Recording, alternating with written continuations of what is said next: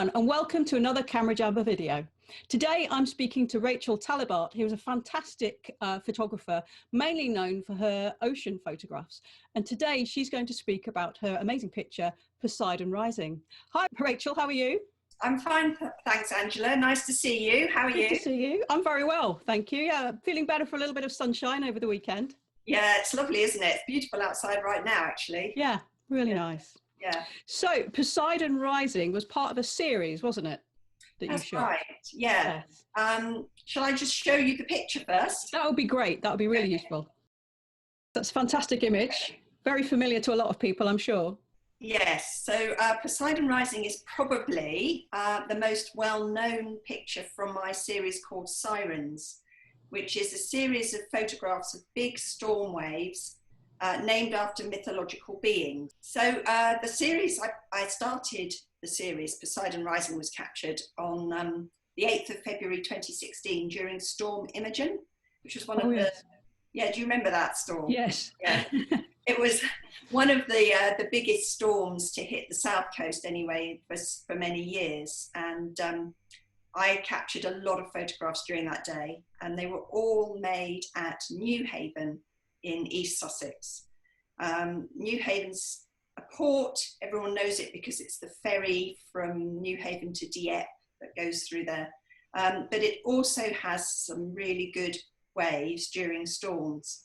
And I'd been going there for a long time. And that winter, 2015-16, I'd been there every single week, sometimes twice a week, trying to get sort of the classic shot that everyone gets there. There's a quay that goes out into the sea, and there's a lighthouse at the end, and everyone gets these shots during storms of a big wave crashing over the lighthouse. And I've been doing that and enjoying it, but I hadn't been very lucky.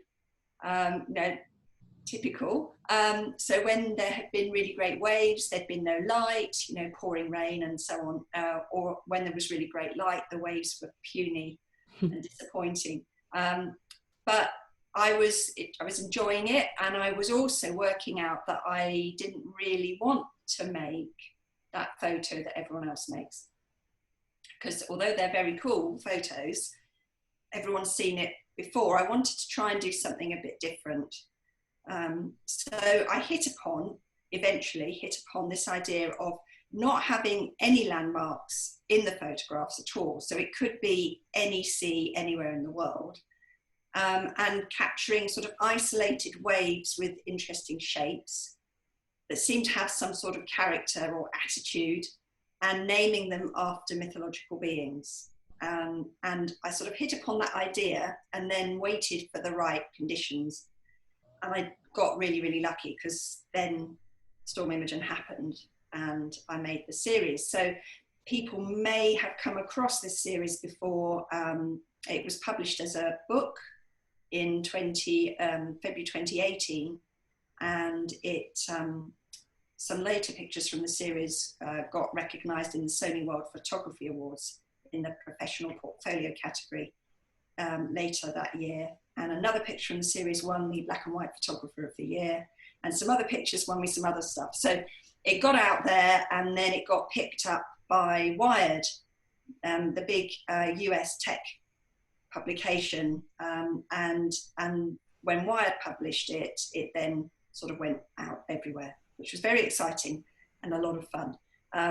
But Poseidon Rising is the one I wanted to talk about today, because it's probably the picture most people recognise if they are familiar with the series at all.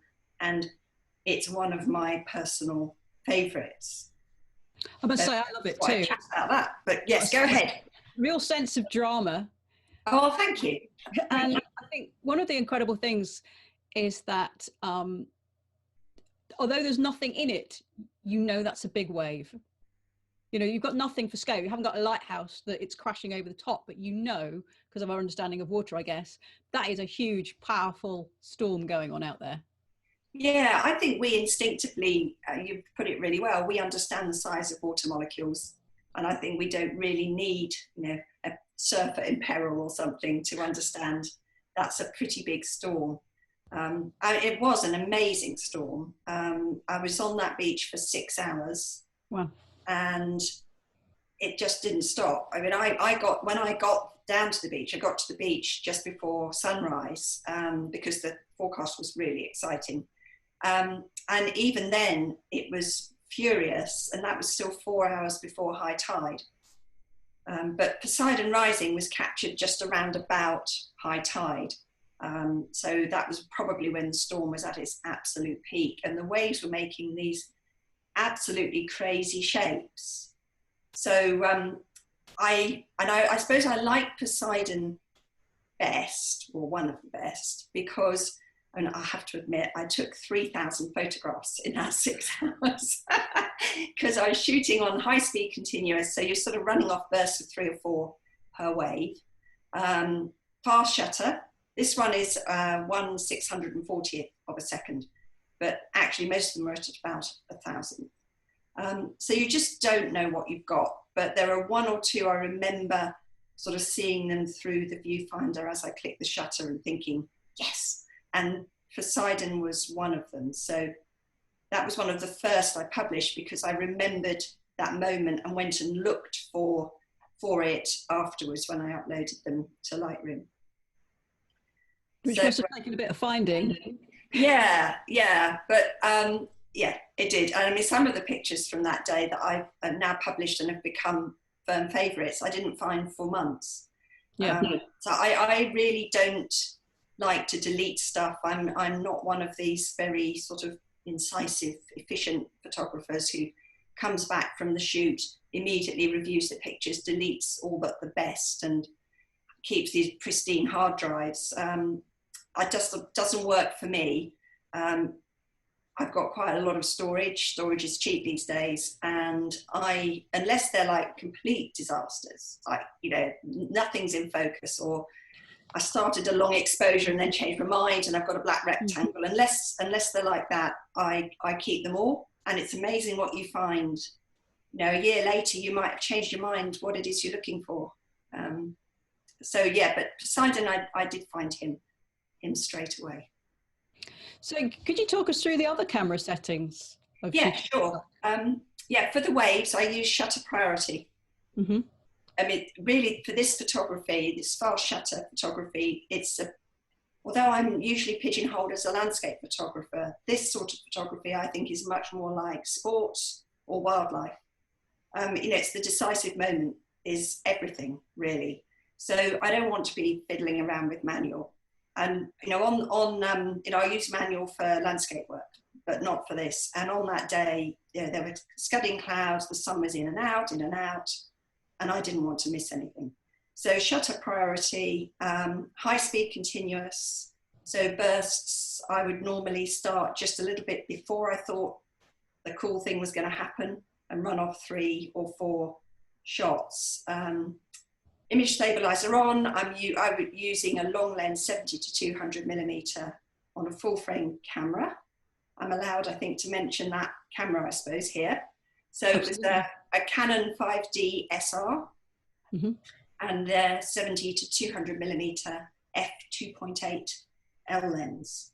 And then basically lying on the beach, if I you know, could.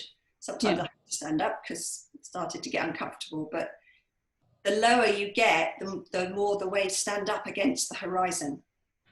So I didn't really want to stand up and point down at them so that there was a load of sea behind them, because then they wouldn't have stood up. And I wanted to create the effect almost as if there was a stage with the waves as the stars of the show standing up proud. So, you know, very uncomfortable, but absolutely crucial to get as low as possible. And that's really interesting, because I think a lot of people may assume that you're taking a high vantage point, or, you know, standing on something, but clearly not, because if you look at the angle of view, like you say, you're kind of looking along the water or up. Yeah, I mean, at that location, there are a couple of things. You can get quite low in relation to the waves, which is nice, but you do have to also be really careful, because people have died at New Haven. You know, the sea is pretty dangerous anytime. You can't rely on it. You have to have a healthy respect for it. But during a force 10 gale, you have to be especially careful. So I actually have trained myself to put my camera to my left eye instead of my right eye, because I'm very much right-handed, right-eyed, right everything. But if you think of the shape of a DSLR, you've got your eyepiece, and on the left you've got the knob, and on the right you've got a sort of dip where you don't have any knobs and dials. So if you put the eyepiece to your right eye, your left eye, even if you keep your left eye open, you can't really see because you've got that knob in the way. Mm-hmm. If you put it to your left eye and keep your right eye open, you can see over the top of the camera and keep an eye on what's happening. And that's a sort of safety thing. But also, you can also see cool stuff coming. You know, you might be shooting one wave, but they come in sets of 3 there, so the next one might be even better. Yeah. So when just thinking, continuing the thinking or the conversation about where you lie on the beach, you know, obviously you've got the waves coming in. What sort of distance do you tend to give yourself between you and the nearest bit of water or potential water where it's coming in? Quite a bit, actually. I mean, most of these photos were taken at the long end of the 70 to 200 millimeter lens. And also I don't mind cropping if I have to. And this picture is obviously a crop because it's square anyway. But quite a few of my pictures are, and I use it's a 50 megapixel sensor on that camera. That's why I use that camera, because it does then allow me to crop in and still make big prints. I need to be able to print really large because one of my main markets is America.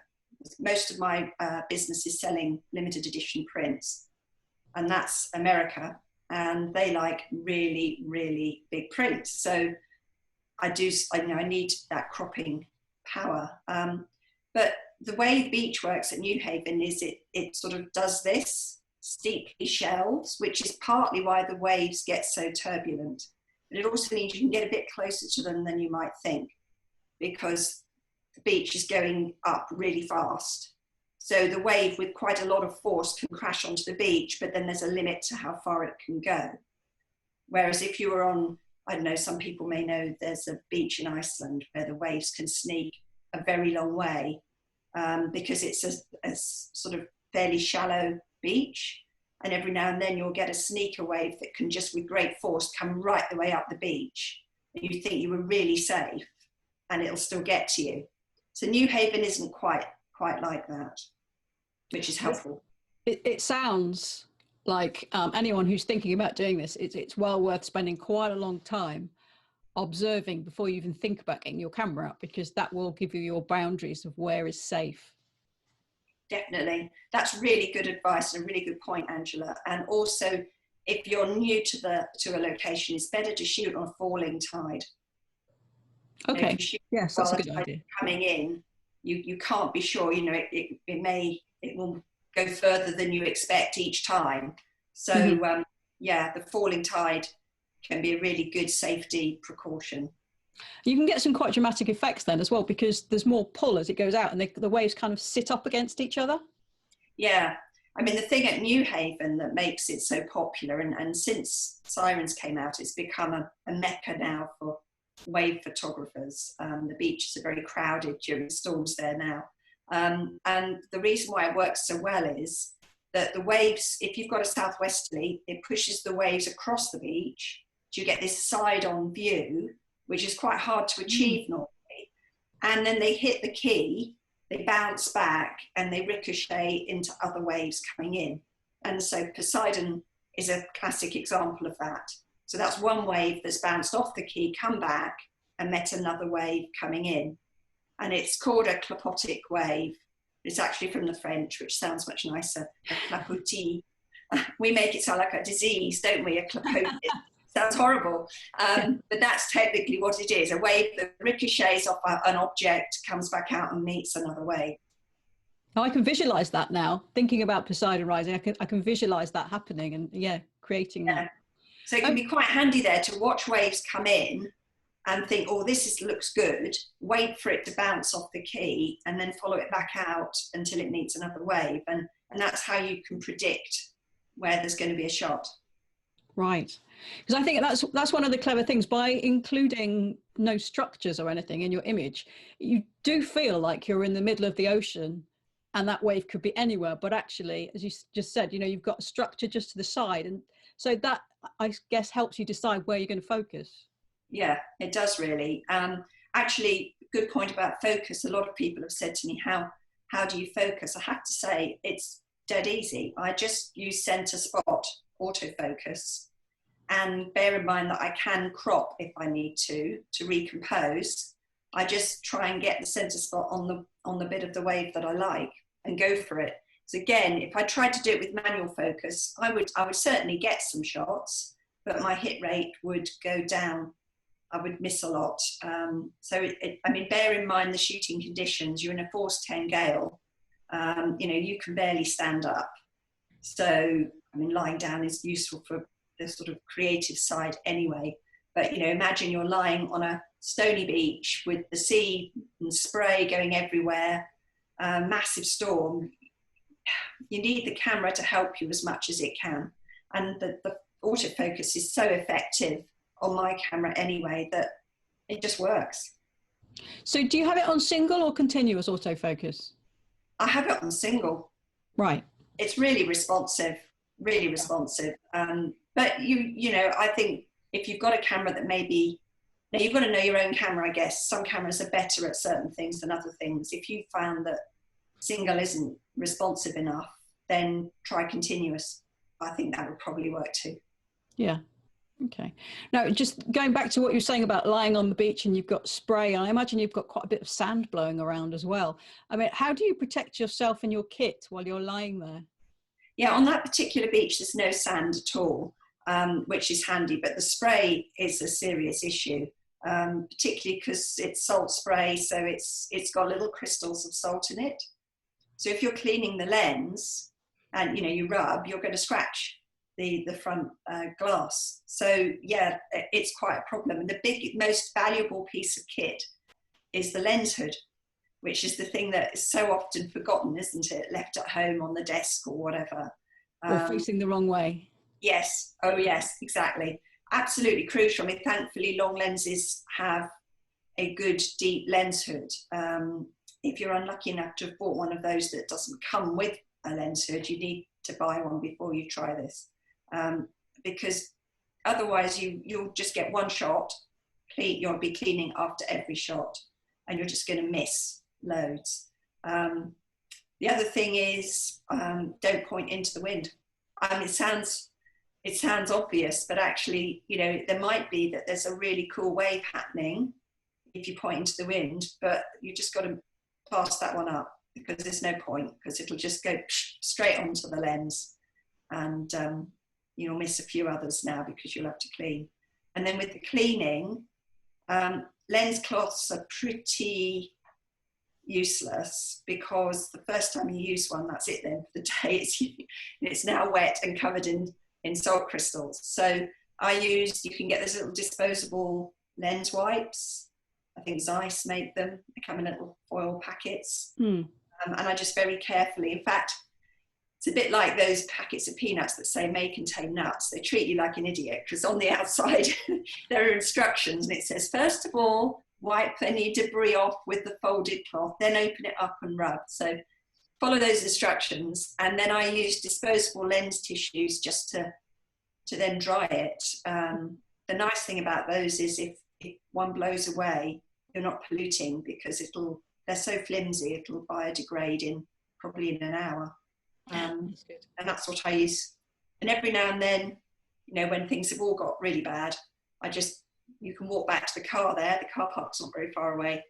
Get into the car, give everything a good clean, and have a moment, a break, because it's exhausting work, and then go back out again. Yeah. I guess you must need a cup of tea or something while you're in the car just to warm through. Yeah, chocolate. Chocolate is the answer. Not only does it scare away dementors, it helps you get better wave photos. That's good to know. Very good to know. So I think, do you have any pictures of you taking shots on the beach? Because it's really interesting. You're obviously a lot closer to the sea than I imagined, because, you know, 70 to 200 mil lens on a full frame camera. I mean, you get good reach, but I imagine a lot of people probably think you're using more like 400 or 500, because it does seem like you're well into the sea. Yeah, I haven't. Well, actually, there's a funny story there. So, yeah, I do have a 100 to 400 lens. It's really hard doing this at longer focal lengths because you can't find the waves. You can't see enough of the sea. Yeah. I'm trying, I'm persevering because I think it would be an interesting new challenge for me. Mm-hmm.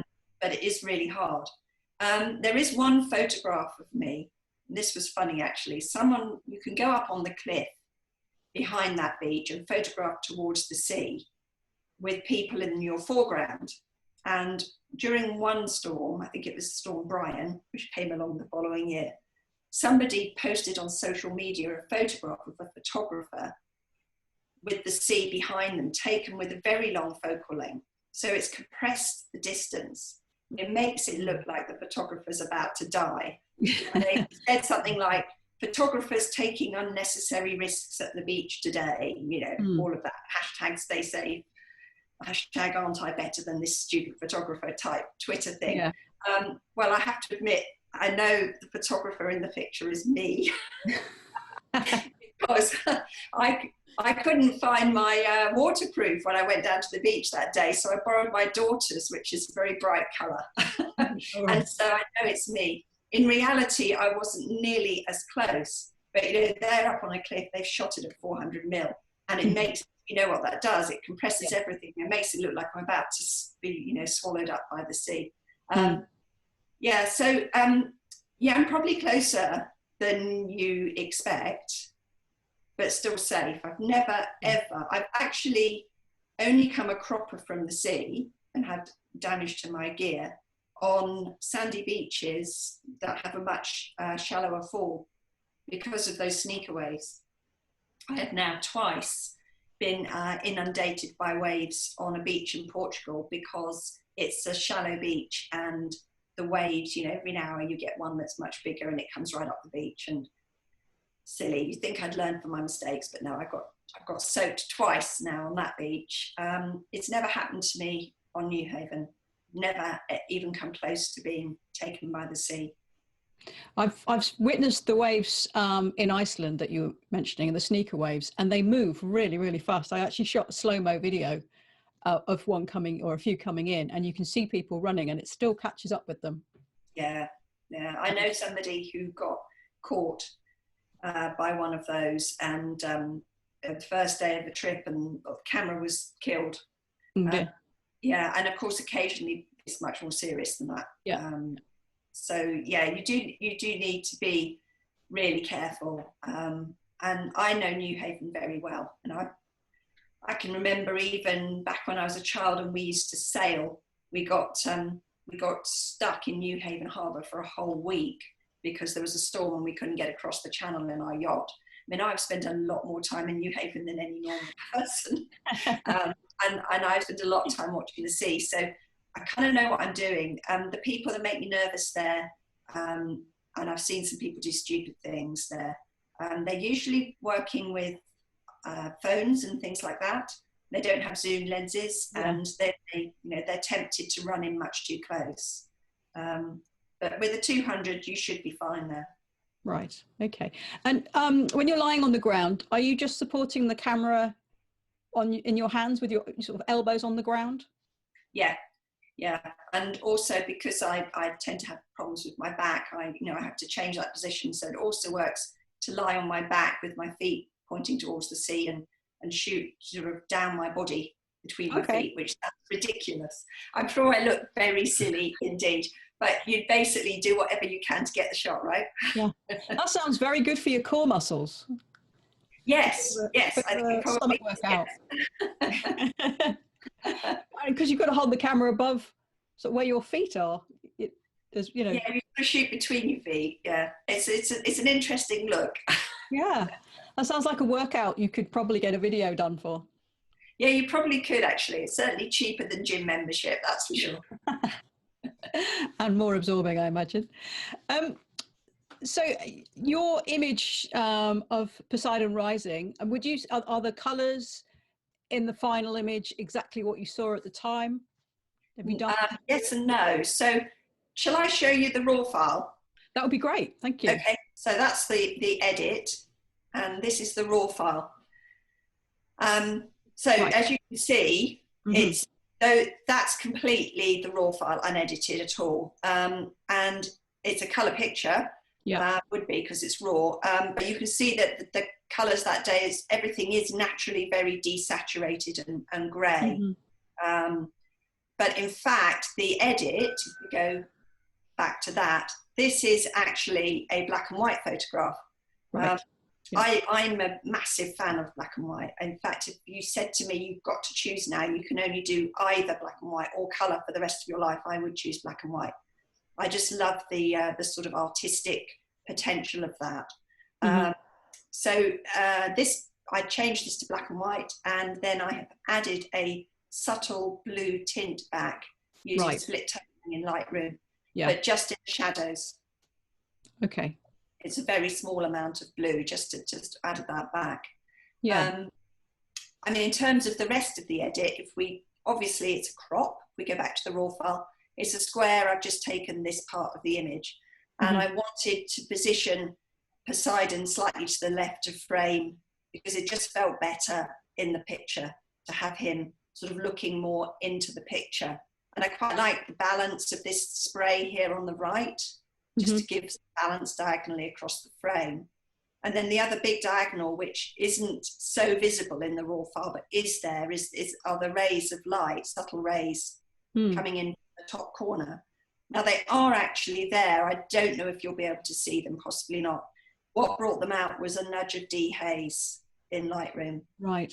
So the basic edit for this is a square crop, and then a bit of clarity, obviously convert to black and white, a bit of clarity, a bit of dehaze in the sky, and then that split toning, just a subtle blue tint in the shadows only. Job done, really. I think I did some spot healing. There's a dust spot there. Spots on your lens or on your sensor are inevitable, I'm afraid, with this sort of work. I think there's another one over there. So, and that was it, really. So I'd love to say that there was a loads of really elaborate editing, but there wasn't. It's pretty basic. I'm not really against editing per se. Some people have said to me, oh, you're such a purist, you do so little editing. I don't really think that not editing your pictures is a badge of honor. It's part of the craft, isn't it? And it depends on the objectives of the project, I suppose. For me, this project was about sharing what I'd come to notice about the sea, which was that it does make these amazing shapes that look like creatures, but we don't see them with our eyes because we just see movement. We see the big picture, we see the movement. Our eyes are acting like video cameras, not like still cameras when everything's moving so fast. And I'm just kind of fascinated by the potential of the still camera to show us what we wouldn't see ourselves. And so I didn't really want to create that using Photoshop and CGI, as some non-photographers have accused me of using. I actually wanted to show what's really there in the sea, in nature. So for this project, for Sirens, less was more when it came to the editing, really. Yeah, I think sometimes it's about pulling out of the sensor what you saw at the time as well, isn't it? Yeah, absolutely. I will certainly spend longer editing other pictures if I think that's what I need to do to create the sort of artistic vision, if you like, that I'm trying to share. Absolutely. It's a raw file. If you say, oh, my pictures are all straight out of camera, well, either you're shooting JPEG, in which case you've surrendered a huge amount of choice to an algorithm, or you're very lazy with your raw files because, they're negatives, they're digital negatives, really. Of course, you've got to edit them to an extent. For this project, there was a limit to what I wanted to do. I didn't want to go into Photoshop and use Liquify to manipulate the shape of the waves, because that wasn't the point. No. Would you say, do you enjoy editing? Not really, no. I mean, if it's a choice between going outside and making more photos or sitting at my computer, I'll choose the former, because I think that's probably pretty common amongst outdoor photographers, because we've chosen to work outdoors because that's where we like to be, that's our happy place. So no, I sometimes, if I am indoors and I'm in the middle of an edit, there's some pleasure to be had there, but only if that's, not at the price of me missing out on opportunities to be outdoors. Yeah, no, I can understand that. But I was thinking, say you shot your 3,000 images, and Poseidon was one that you knew you'd got, and there's a few others. As you're driving home, are you excited to open them up and start having a little tweak just to get exactly what you want? Actually, no, I'm not. I work very differently. So I think a few people know this about me already, and they think I'm crazy and very controlled. It's just how I work. So my pictures, once the shoot's over, if I possibly can, which is most of the time actually, I don't look at those pictures again for a long time. So I have a queue of memory cards on my desk waiting to be uploaded to Lightroom, and I don't upload them for as long as I can bear, which sometimes is many weeks. Oh, right. Because I do get very, very excited when I'm out with my camera, particularly if it's an epic day like Storm Imogen. I think I was probably on a high from that day for about a year or a year and a half afterwards. In fact, I only had to hear the music that I'd been listening to in the car to be sort of transported back there, and just tremendously excited. Now, if I start to process pictures when I'm at the peak of that sort of excitement, I think I'm probably going to make some bad decisions. I also think that I might be quite disappointed because, they're not going to measure up to the high that I'm on. So I like to have as big a gap as I possibly can before I start to upload them and process them. Oh, that's really interesting. So you say if you wait a couple of months and then you open up those images, do you get some of that buzz again? Yeah, well then it's really nice. It's a bit like, I suppose, an extended version of what it was like when I used to work with film but didn't have a darkroom. So, I'd send the stuff off to the lab, and then, there'd be a delay, sometimes a couple of weeks before it would come back. And then it's like birthday, isn't it? You're opening your presents, and you don't know what surprises are inside. I do quite like that. That's really good fun. So I look forward to that bit of processing. But I really do look forward to it more the longer I've managed to wait. Delayed gratification. So you're very much a Christmas presents after Christmas dinner kind of person. Yes. Well, actually, no, we do our Christmas presents in the morning before Christmas dinner. But I like not to know what's inside the packages. Yeah, I'm like that. So. Yeah. Anyway, thank you, Rachel. That's it, it's a fabulous image, and it's really interesting to hear the story behind it. And thank you for sharing your edit secrets with us. Thank you. Thanks for inviting me. Thank you. Bye-bye. Bye.